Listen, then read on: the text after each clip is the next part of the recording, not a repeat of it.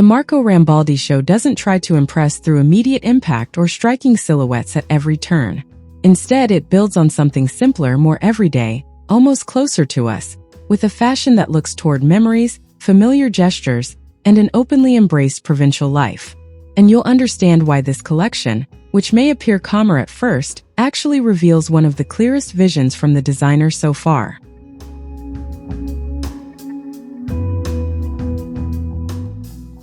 Hello my dear fashion enthusiasts, I'm so happy to have you here. And today I'm taking you to Milan to discover the Marco Rambaldi Spring-Summer 2025 show, presented outdoors in an open, almost lively atmosphere, where the gaze of passers-by blends with that of the audience. And that changes everything right away because we're not in a fixed or formal setting. We're stepping into something that breathes more, something that feels reconnected to something concrete, local, and sincere. What strikes me from the very first looks is this desire to return to something essential. Marco Rambaldi doesn't abandon his sensitivity, quite the opposite, he refocuses it.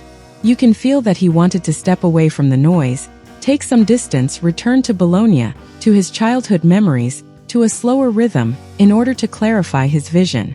And honestly, you can see it in the silhouettes. There's something more defined, more constructed, without losing the warmth that defines his work. The collection doesn't feel like it's chasing trends, it feels more like a statement. This is what matters to me. This is what I want to express right now.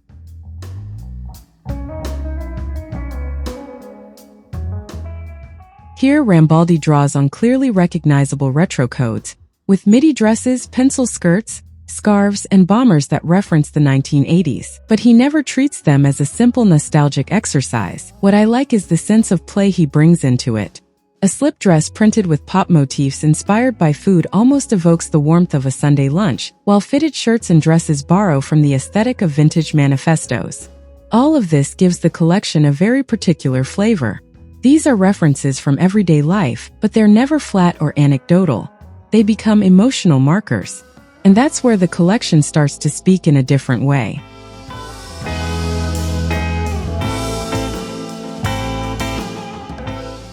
There's also the artisanal work, which remains central to his language.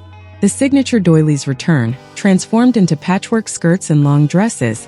And honestly, it's not just charming or decorative.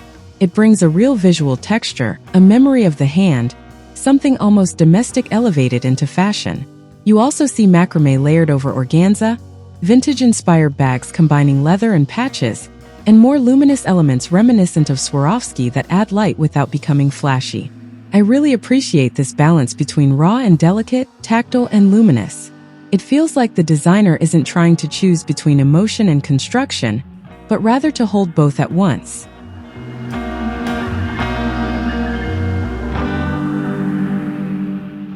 Knitwear, of course, remains a strong point. And once again, it's not treated as a simple sign of comfort or tradition. It structures the collection softly, connecting the pieces together and reinforcing that very particular sense of familiarity. Even beach towels reworked into skirts find their place here, adding a slight twist that keeps the collection alive. There's a kind of provincial charm throughout, but it's never mocked or exaggerated. And that, to me, is a real strength because many designers use nostalgia as an aesthetic filter. Here it feels lived, almost inhabited.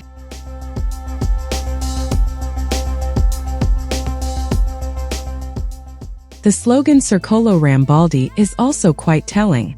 It evokes an imaginary club, a kind of ideal community, and it reflects one of the strongest aspects of the show, this ability to create a fashion that is deeply connected to ideas of connection, collectivity, and inclusion. It's not a message placed next to the clothes. It's embedded in them. You can see it in the casting, in the diversity of bodies, presences, and attitudes. This sense of inclusion doesn't feel performative. It feels like a core part of the brand's philosophy. And in a context where many messages around community can feel superficial, this sincerity carries real weight.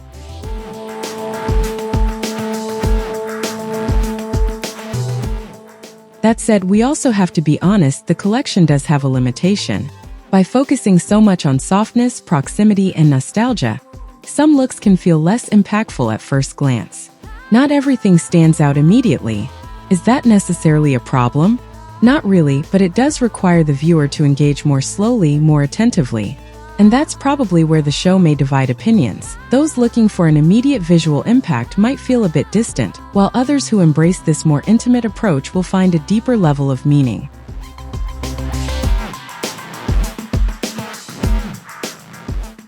What I take away in the end is that Marco Rambaldi seems more confident with this collection. He's not trying to overdo things, he's not trying to harden his message to appear stronger. He embraces a sensitive vision, rooted in memory, craftsmanship, and the small pleasures of life. And ultimately, isn't that where his fashion feels the most accurate?